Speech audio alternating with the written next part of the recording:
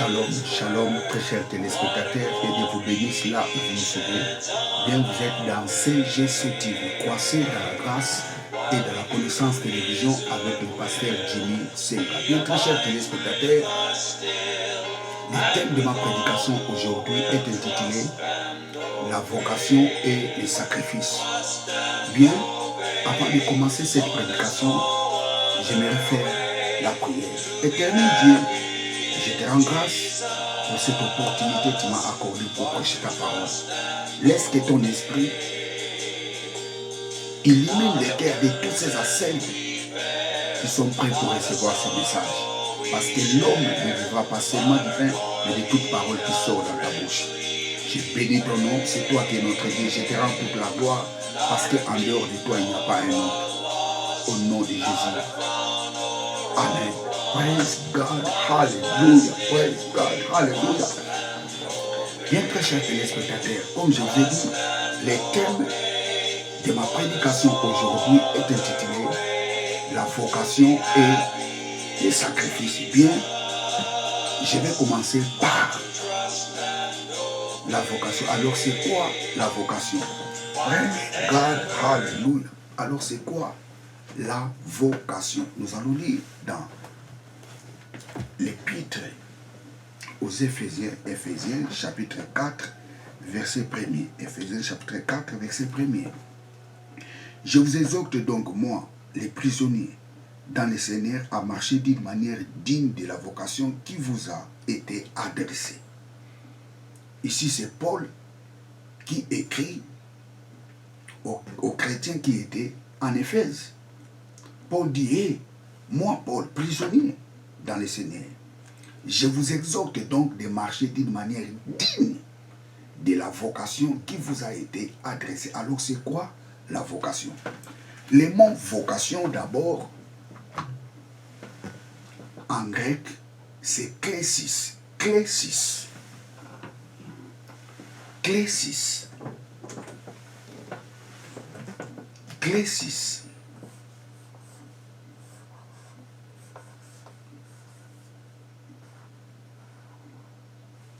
Klesis. Klesis, ça signifie appel. Klesis signifie vocation.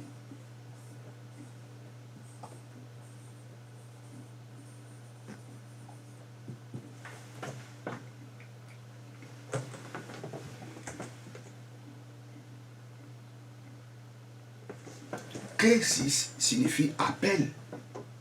Klesis signifie vocation. Donc ici, Paul dit ou écrit aux chrétiens qui étaient en Éphèse en leur disant, hé, moi Paul, prisonnier dans le Seigneur, je vous exhorte donc de marcher d'une manière digne de l'appel qui vous a été adressé, de marcher d'une manière digne de la vocation qui vous a été adressée. Donc le mot vocation, ça signifie tout simplement l'appel. Dans la Nouvelle Alliance, nous avons des sortes de vocations. Ou je dirais, dans la Nouvelle Alliance, nous avons des sortes d'appels. Nous avons l'appel général et l'appel spécial. Alors, nous allons commencer dans l'appel général. Les jours où nous avions accepté Jésus-Christ comme Seigneur et Sauveur, c'était ces jours-là nous avions répondu à l'appel général. C'était ces jours-là nous avions répondu à l'appel de Dieu. N'oubliez pas, les mots vocation, ça signifie être appelé par Dieu. Les jours où nous avions accepté Jésus-Christ comme Seigneur et Sauveur, c'était ces jours-là nous avions répondu à l'appel de Dieu. Les jours où nous avions écouté l'évangile, c'était ces jours-là, Dieu nous a appelés. Et quand nous avions accepté Jésus-Christ comme Seigneur et Sauveur, c'était ces jours-là, nous avions répondu à l'appel de Dieu. Et jusqu'aujourd'hui, Dieu continue toujours à appeler les gens de venir vers lui. Tu ne peux pas s'approcher à Dieu sans pourtant accepter Jésus-Christ comme Seigneur et Sauveur. Jusqu'aujourd'hui, Dieu est en train d'appeler les gens de venir à lui.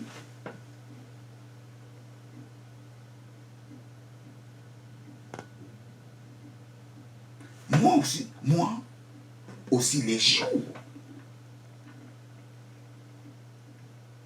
j'avais accepté Jésus-Christ comme Seigneur et Sauveur. C'était ces jours-là, j'ai répondu à l'appel de Dieu.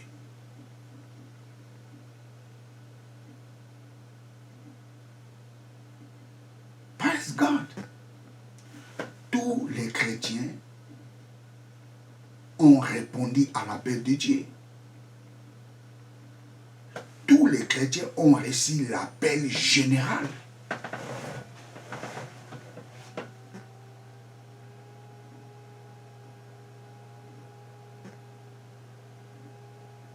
N'oubliez pas, nous avons l'appel général et l'appel spécial.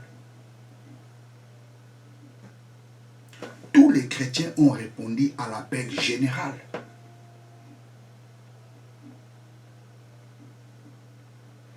Nous allons lire Épître aux Romains, Romains chapitre 8. Romains chapitre 8. Romains chapitre 8. Romains chapitre 8. Verset 28. Romains chapitre 8, verset 28. Romains 8, 28. Nous savons du reste que toutes choses concourent au bien de ceux qui aiment Dieu, de ceux qui sont appelés selon son dessein. Je reprends. Nous savons du reste que toutes choses concourent au bien de ceux qui aiment Dieu, de ceux qui sont appelés selon son dessein. Qui sont appelés? C'est les chrétiens. Dieu nous a appelés selon sa pensée. Dieu nous a appelés selon son projet. Les jours où nous avions accepté Jésus-Christ comme Seigneur et Sauveur, c'était ces jours-là nous avions répondu à l'appel général.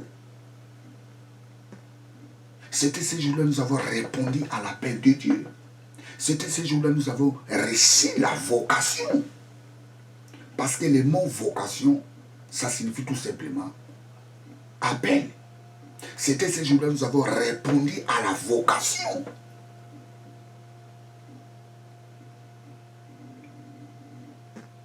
De Dieu qui nous a été adressé. C'était ces jours-là nous avons répondu à cette vocation. C'était ces jours-là nous avons répondu à cet appel. Le mot vocation, ça signifie tout simplement l'appel de Dieu. Nous avions répondu à cet appel les jours où nous avions accepté Jésus-Christ comme Seigneur et Sauveur.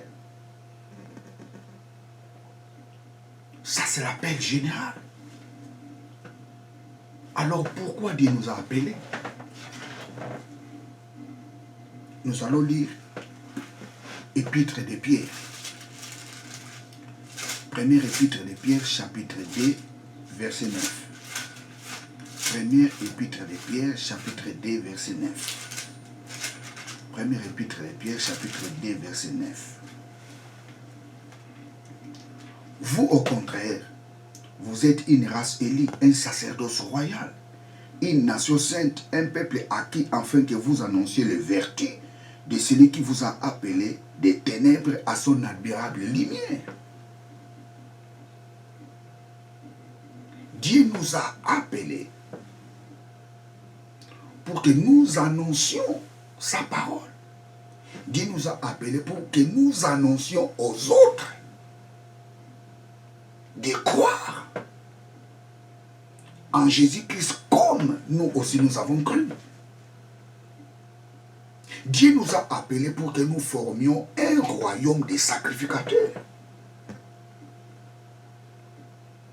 Tous les chrétiens sont des sacrificateurs. Parce que Dieu nous a appelés pour que nous formions un royaume de sacrificateurs. Dans le but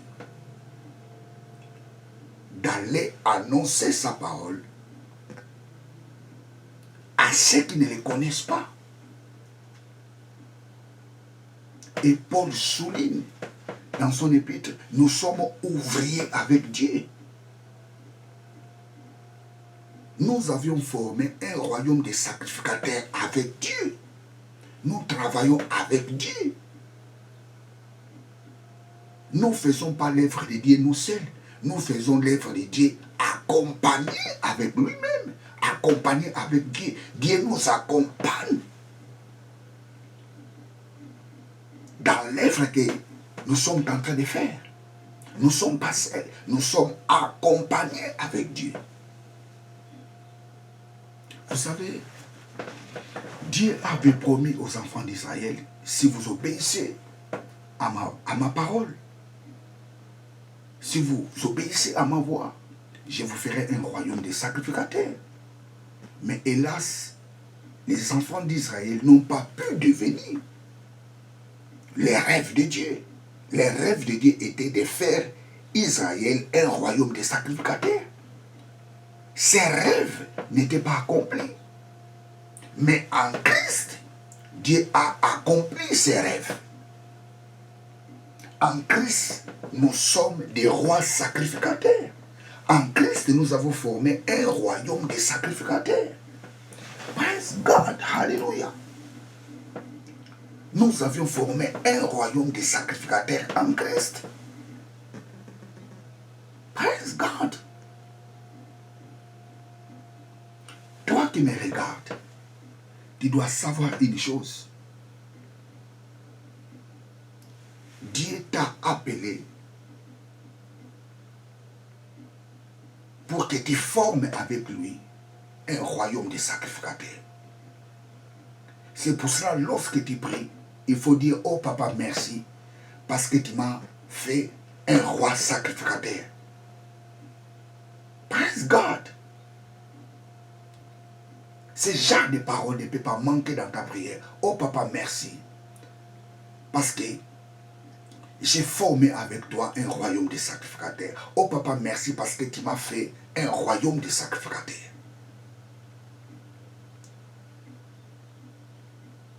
Je vous ferai un royaume de sacrificateurs. Tu es dans ce royaume de sacrificateurs. Et tu n'es pas seul, qui est accompagné avec Dieu. Praise God. Tu n'es pas seul. Le but de ce royaume de sacrificateurs, c'est d'aller annoncer sa parole. C'est ça le but. Et dans les livres de Matthieu, Jésus dit, hey, allez faire toutes les nations mes disciples, en les baptisant au nom du Père et du Fils et du Saint-Esprit. Ça, c'est l'appel général.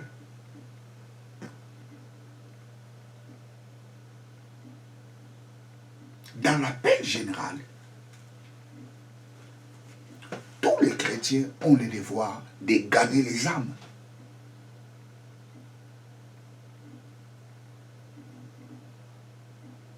Praise God, hallelujah.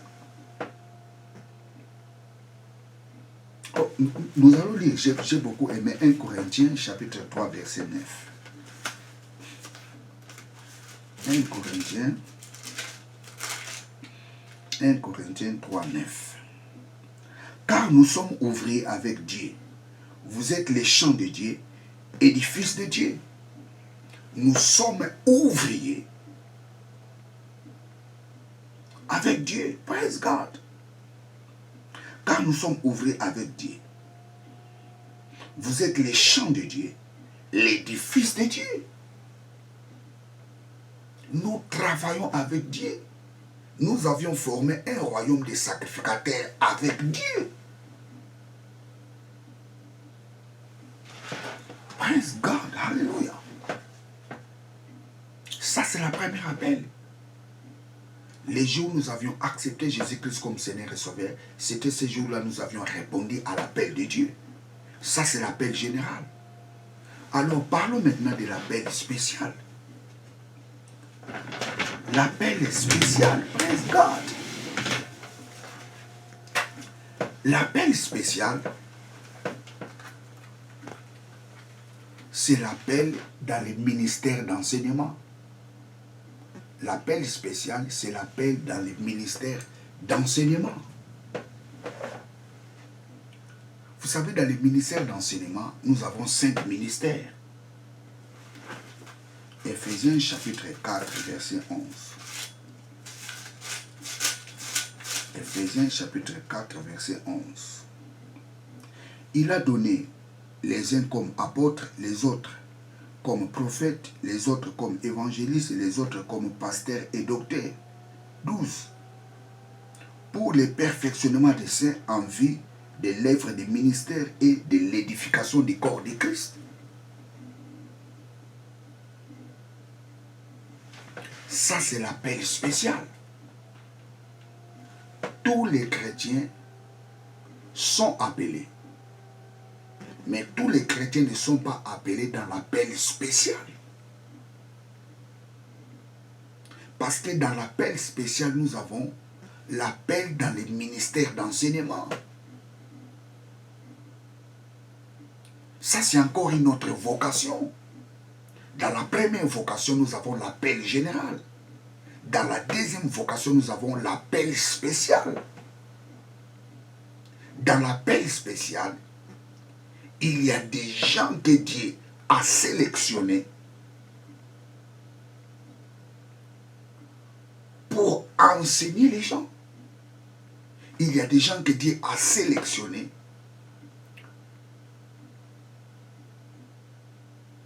pour exercer les ministères d'enseignement. Dans le but de perfectionner les saints et pour l'édification du corps de Christ. Donc, les 5 ministères,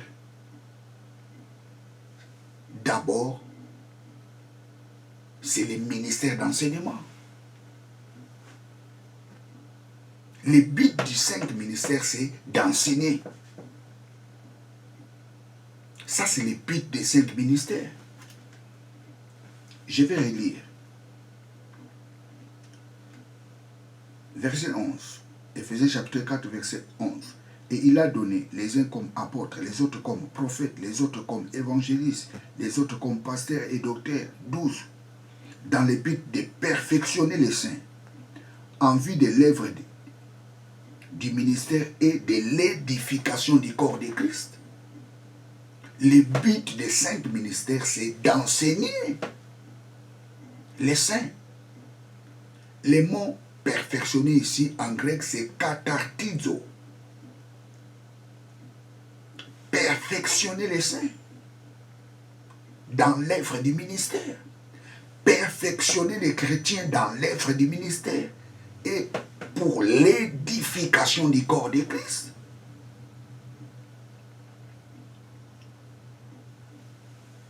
Tu n'es pas pasteur seulement dans ton église. Tu es pasteur dans le corps de Christ. Tu n'es pas prophète dans ton église. Tu es prophète dans le corps de Christ. Tu n'es pas apôtre dans ton église. Tu es apôtre dans le corps de Christ. Tu n'es pas évangéliste dans ton église. Tu es évangéliste dans le corps de Christ. Tu n'es pas docteur dans ton église. Tu es docteur dans le corps de Christ. C'est ça le but. C'est pour l'édification du corps de Christ.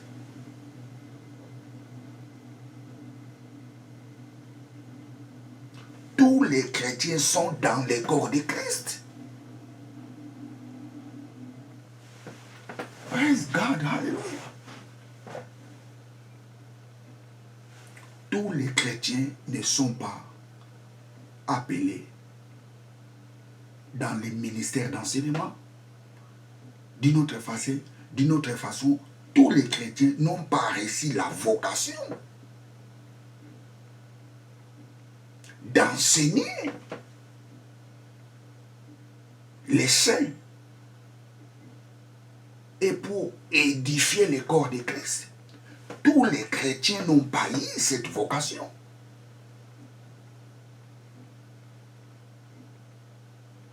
Les jours où nous avions accepté Jésus-Christ comme Seigneur et Sauveur, c'était ces jours-là, nous avons reçu l'appel général.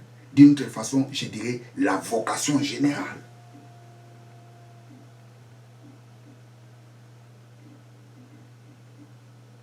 Praise God.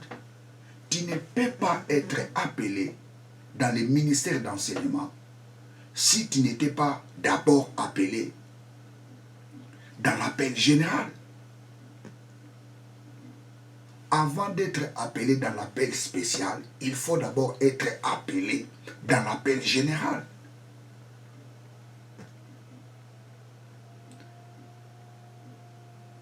Les jours où nous avions accepté Jésus-Christ comme Seigneur et Sauveur, c'était ces jours-là nous avions répondu à l'appel général. Et l'appel spécial, c'est l'appel dans les ministères d'enseignement. Tous les chrétiens ne sont pas appelés dans les ministères d'enseignement. Tous les chrétiens n'ont pas reçu la vocation d'enseigner.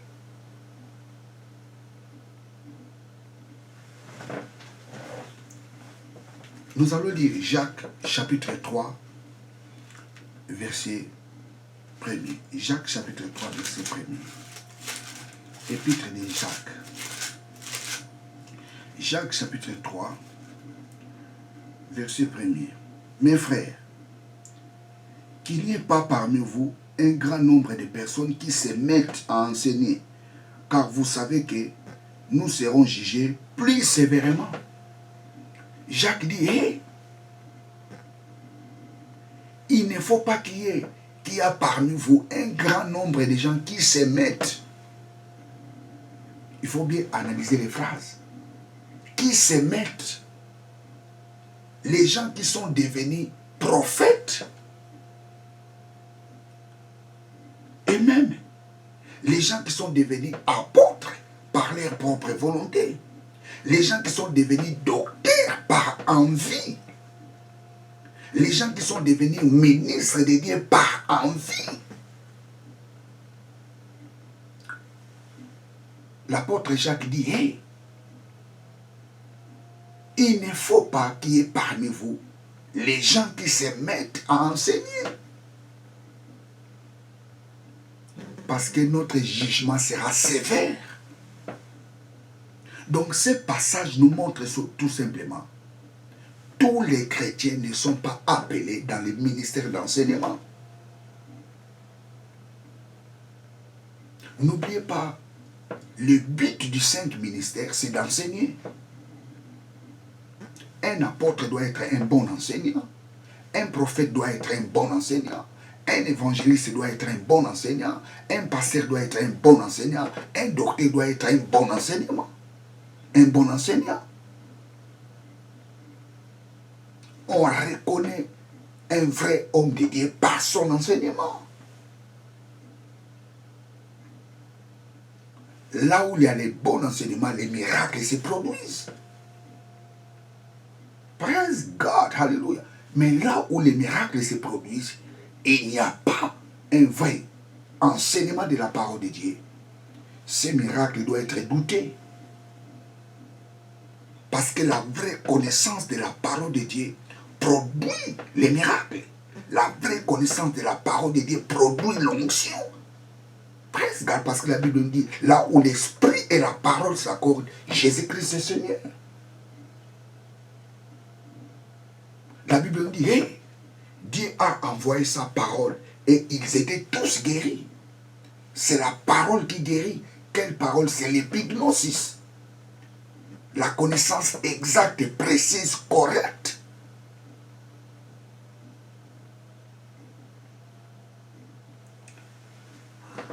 Praise God, alléluia. Il ne faut pas qu'il y ait parmi vous les gens qui se mettent à enseigner.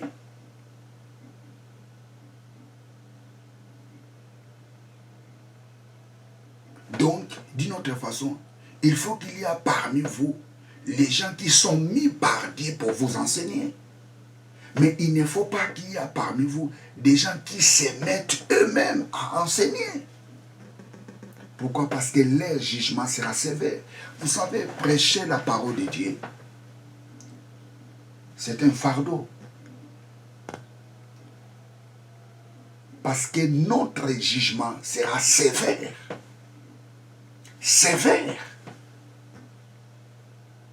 Nous allons lire Job 42. Job 42, le livre de Job. Praise God. Job 42. Job, c'est avant Psaume. Job 42, verset 8. Verset 7 à 8. Après que l'Éternel y adressé ces paroles à Job, il dit à Eliphaz de Théman, ma colère est enflammée contre toi et contre tes deux amis, parce que vous n'avez pas parlé de moi avec droiture, comme l'a fait mon serviteur Job. Prenez maintenant 7 taureaux et 7 béliers, allez auprès de mon serviteur Job et offrez pour vous un holocauste. Job, mon serviteur, priera pour vous, et c'est par égard pour lui seul que je ne vous traiterai pas selon votre folie, car vous n'avez pas parlé de moi avec droiture, comme l'a fait mon serviteur Job.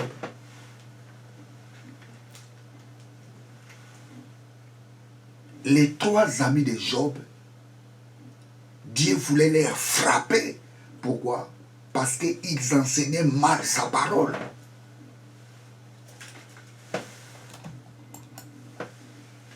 Dieu voulait frapper les amis de Job. Ils enseignaient très mal sa parole. Et Dieu dit à Eliphaz, et Eliphaz, toi avec tes amis, allez donner l'offrande à Job. Faites ça rapidement, sinon je vous frapperai. Tous ceux qui enseignent très mal la parole de Dieu, ils ont un très sérieux problème devant Dieu. Tous ceux qui enseignent très mal la parole de Dieu, la colère de Dieu est sur eux. C'est pour cela, moi,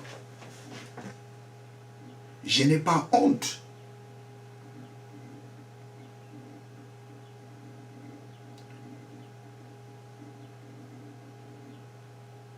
de dire que non, ici j'ai mal parlé.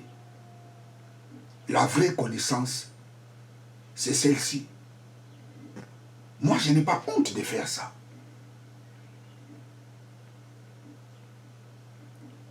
Moi, si quelqu'un me dit que non, mon frère, ici tu as mal prêché,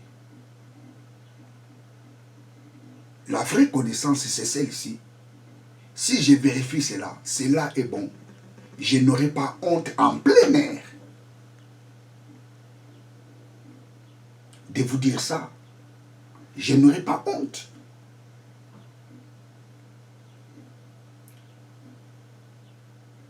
La Bible nous dit, notre jugement sera sévère.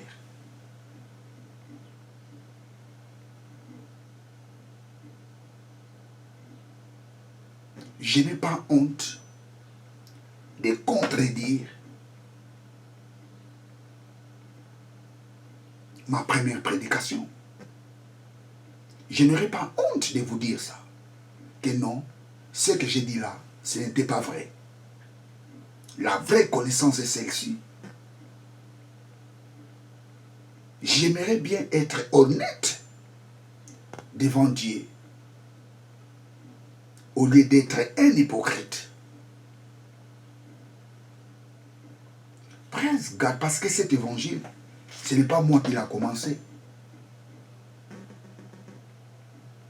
Ce n'est pas moi qui a commencé cet évangile. Praise God, hallelujah. Notre jugement sera sévère.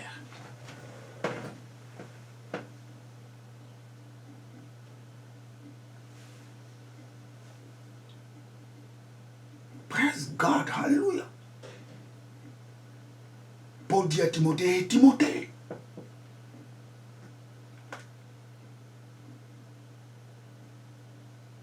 gardez les dépôts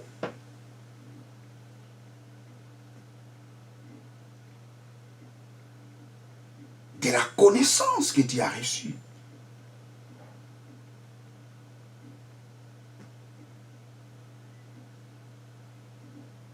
Écoutez, très chers téléspectateurs.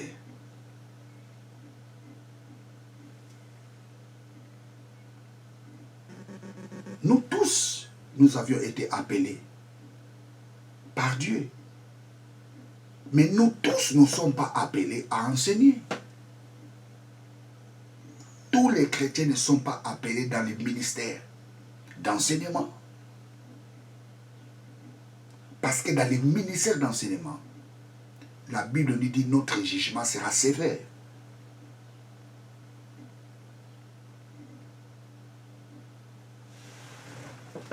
Servir par vocation. Paul dit aux chrétiens de l'Éphèse, hé, moi Paul, prisonnier dans le Seigneur, je vous exhorte de marcher d'une manière digne de l'appel qui vous a été adressé, de la vocation qui vous a été adressée. Si Dieu t'a appelé dans le ministère d'enseignement, marche selon cet appel. Si Dieu ne t'a pas appelé dans le ministère d'enseignement, retire-toi.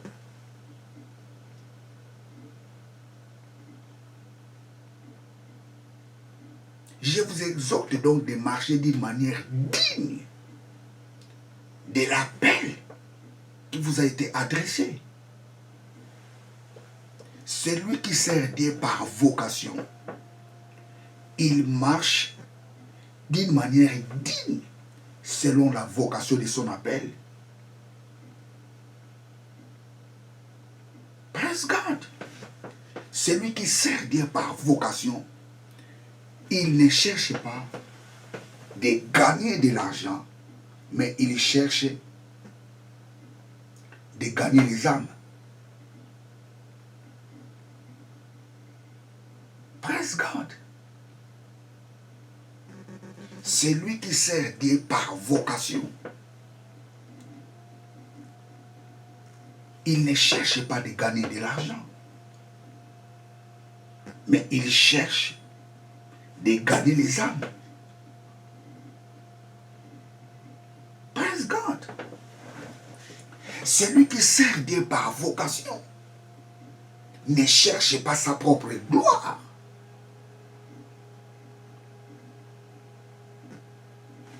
mais il veut ou il cherche que toute la gloire soit rendue à Dieu. Servir Dieu par vocation.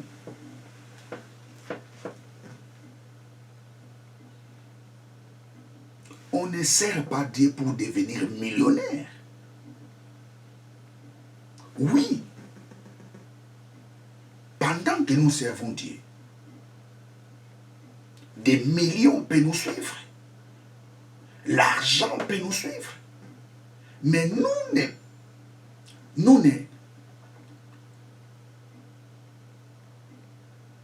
ne prêchons pas Dieu pour chercher de l'argent. Nous ne sommes pas des ministres de Dieu pour avoir des millions. Nous sommes des ministres de Dieu pour... Et dans cette œuvre qu'on est en train de faire, la bénédiction matérielle nous suivra. Mais le but, ce n'est pas la bénédiction matérielle. Le but, c'est de gagner les âmes. Celui qui sert Dieu par vocation ne cherche pas l'argent, mais il cherche les âmes perdues. Celui qui sert Dieu par vocation ne cherche pas sa propre gloire, mais il veut que toute la gloire soit rendue à Dieu. C'est ça la différence entre servir Dieu par vocation et servir Dieu par envie.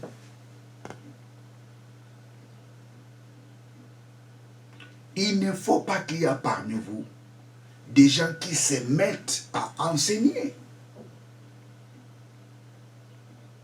Parce que notre jugement sera sévère.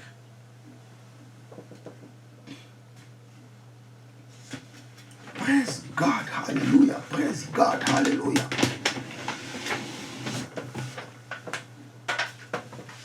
Tous les chrétiens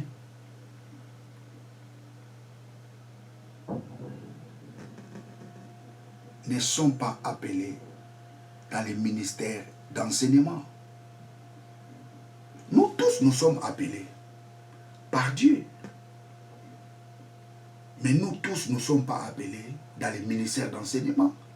Parce que dans les ministères d'enseignement, il y a des gens que Dieu a choisis.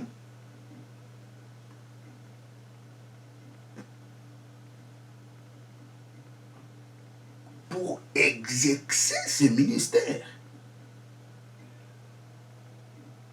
Vous savez, je pense que plusieurs connaissent l'histoire de Corée, Dathan et Abiram.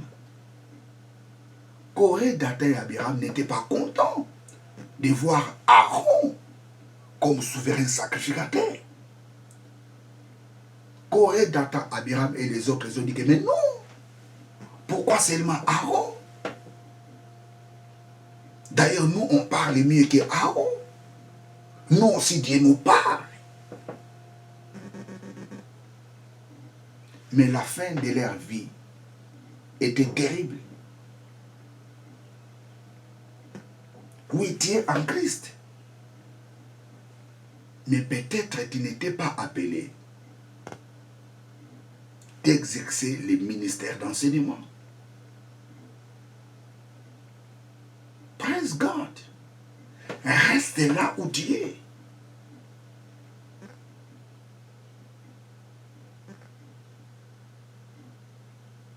Il ne faut pas devenir ministre d'enseignement par envie. Reste là où tu es. Praise God. Dieu sait pourquoi il t'a mis là où tu es. Dieu sait pourquoi. Praise God, hallelujah. Ne te compare pas avec les gens. Non, pourquoi lui? Pourquoi pas moi? Non.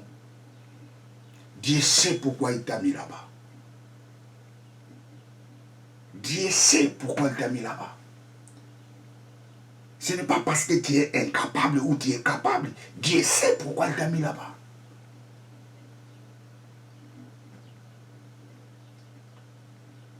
Il ne faut pas qu'il y ait parmi vous les gens qui se mettent à enseigner. Parce que notre jugement sera sévère.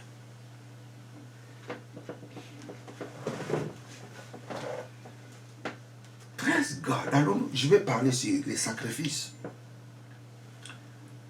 Alors, c'est quoi les sacrifices? Là, je suis presque à la fin. Les sacrifices, c'est quoi? Les sacrifices,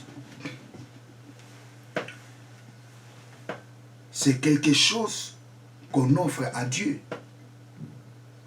pour apaiser sa colère. Ou pour lui rendre les actions de grâce. Donc les sacrifices a des rôles.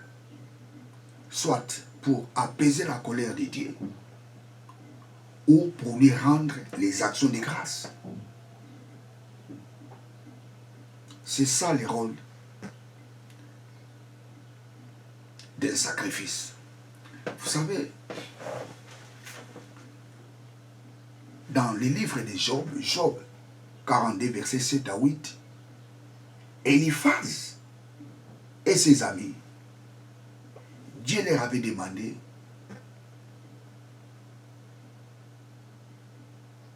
de faire un sacrifice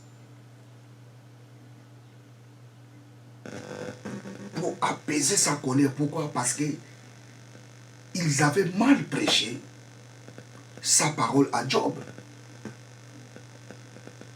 Et la colère de Dieu était sur eux. Et pour apaiser cette colère, Dieu leur avait demandé de faire un sacrifice, de donner un sacrifice. Nous allons lire ça. Nous allons lire ça encore. Job 42. Job 42. Job 42. Verset 7. Après, l'Éternel fit adresser ses paroles à Job. Il dit à Eliphaz, le témoin, ma colère s'est enflammée contre toi et contre les deux amis, parce que vous avez mal parlé de moi avec droiture, comme l'a fait mon serviteur Job.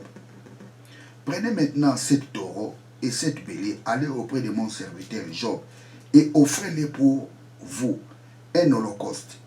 Job, mon serviteur, priera pour vous, et c'est par l'égard pour lui seul que je ne vous traiterai pas selon votre folie.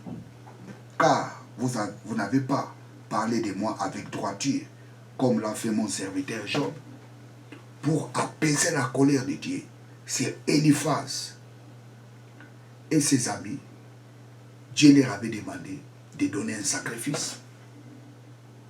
Donc l'objectif du sacrifice, c'est d'apaiser la colère de Dieu. Et les sacrifices n'apaisent pas seulement la colère de Dieu. Et on peut aussi donner les sacrifices en lui rendant les actions de grâce, en rendant à Dieu les actions de grâce.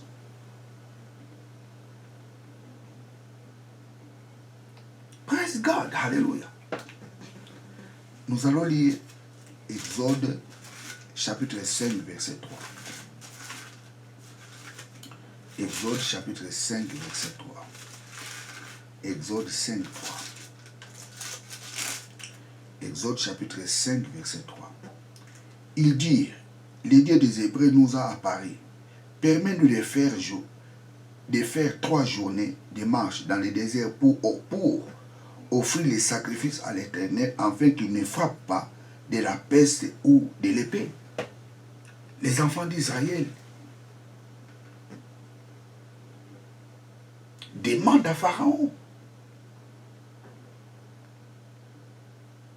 à travers Moïse et Aaron, et Pharaon, laisse-nous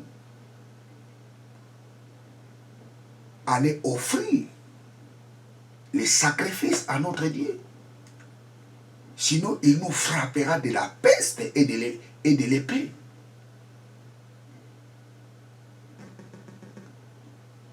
Donc, l'objectif du sacrifice, c'est d'apaiser la colère de Dieu.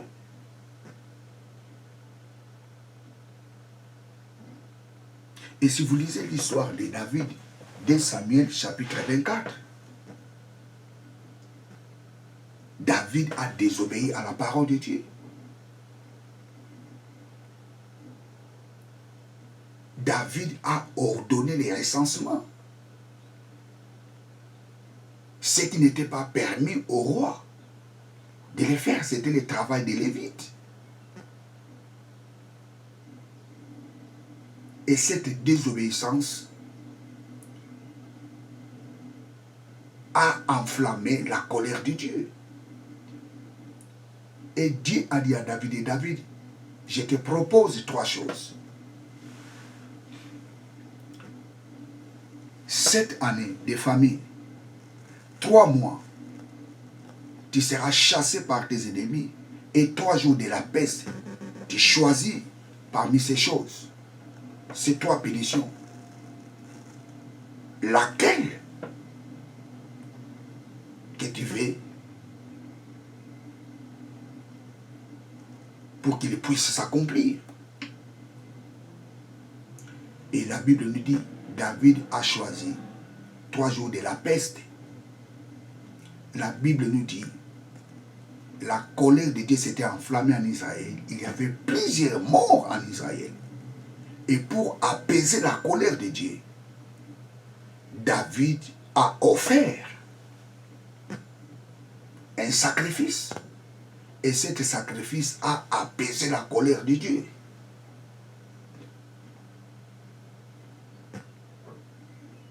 Donc le rôle du sacrifice, c'est d'apaiser la colère de Dieu. Ça, c'est dans l'ancienne alliance.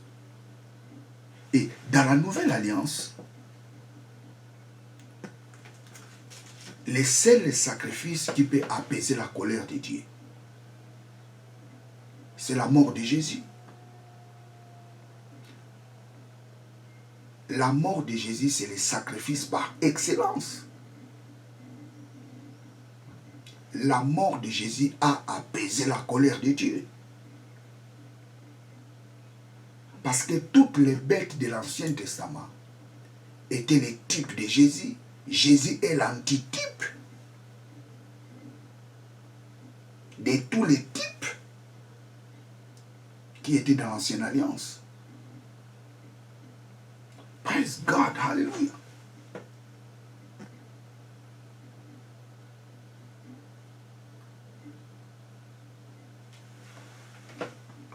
Dans la Nouvelle Alliance,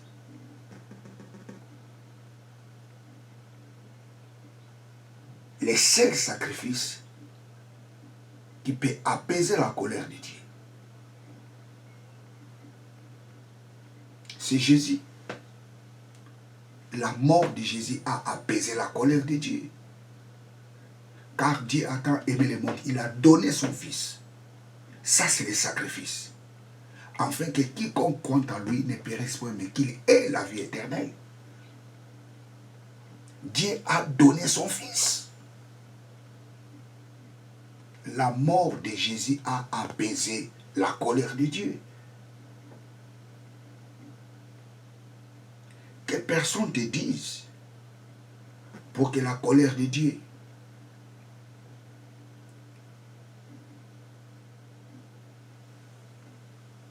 s'apaise dans ta vie. Il faut faire des sacrifices. Il faut donner de l'argent.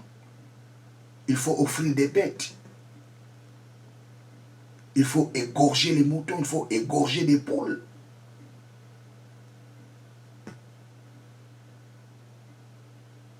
Que personne te dise cela.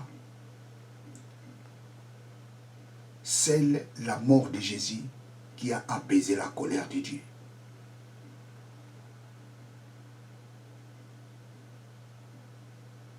J'ai dit, c'est la mort de Jésus qui a apaisé la colère de Dieu.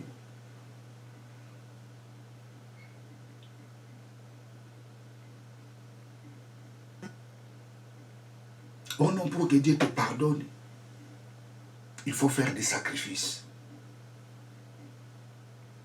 Quel sacrifice?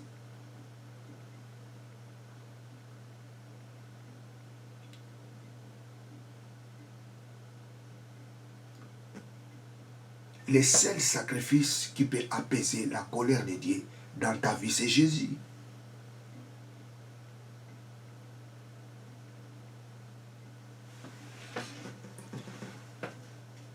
Dans la Nouvelle Alliance, lorsque nous faisons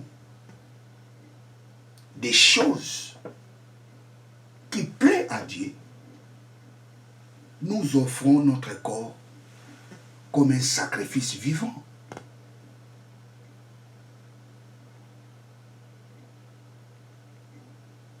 Lorsque nous faisons des choses qui rendent gloire à Dieu, lorsque nous faisons des choses qui plaisent à Dieu, nous offrons notre corps comme un sacrifice. Nous allons lire Romains, Épître aux Romains, Nous allons lire l'Épître aux Romains chapitre 12. Romains chapitre 12. Romains chapitre 12. Romains chapitre 12.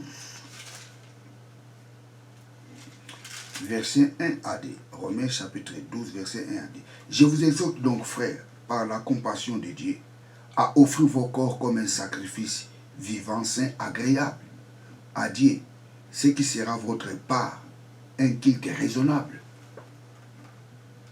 Paul dit, je vous exhorte, frères, par compassion, de offrir votre corps comme un sacrifice vivant, saint et agréable à Dieu, ce qui sera de votre part un culte raisonnable. Verset 2. Ne vous conformez pas au siècle présent. Lorsque nous abstenions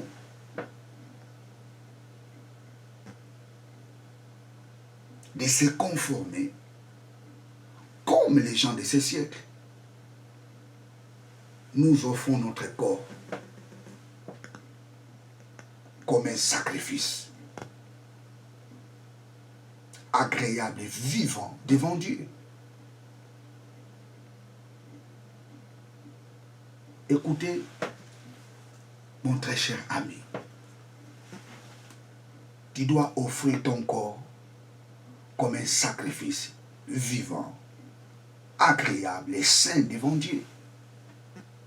La seule façon tu peux offrir ce sacrifice, c'est d'éviter de se conformer comme les gens de ce siècle. Regardez ce qui se passe aujourd'hui. Regardez la fornication qui se passe aujourd'hui. Regardez la perversion qui se passe aujourd'hui. Praise God. La Bible nous dit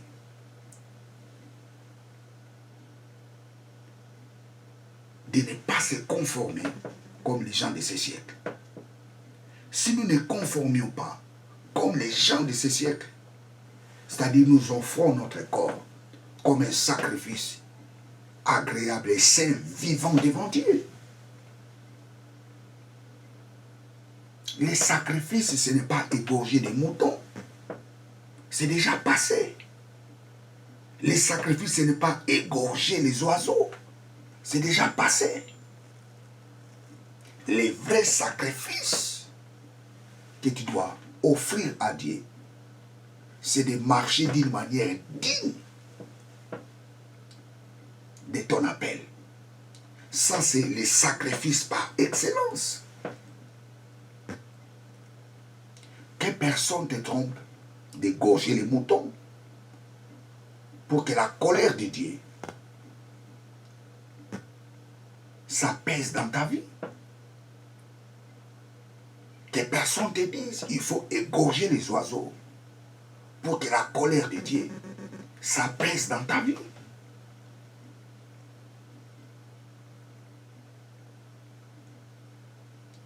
La mort de Jésus a apaisé la colère de Dieu. Et la seule façon, tu peux offrir un sacrifice à Dieu, c'est de marcher d'une manière digne de la vocation qui vous a été adressée. Dieu est saint. Nous devons être saints comme lui. Nous devons pratiquer sa parole. Parce qu'en Christ, nous sommes saints et nous devons pratiquer cette sanctification. La vocation et les sacrifices. Bien, très chers téléspectateurs, je suis à la fin de ma prédication. Abonnez-vous massivement dans cette chaîne de télévision. Bien, vous êtes dans CGC TV avec le pasteur Jimmy Senga. N'oubliez pas l'objectif de cette chaîne. Prêcher la parole de Dieu et aider les gens à grandir dans la grâce et de la connaissance de la parole de Dieu. Que Dieu vous bénisse. Ciao.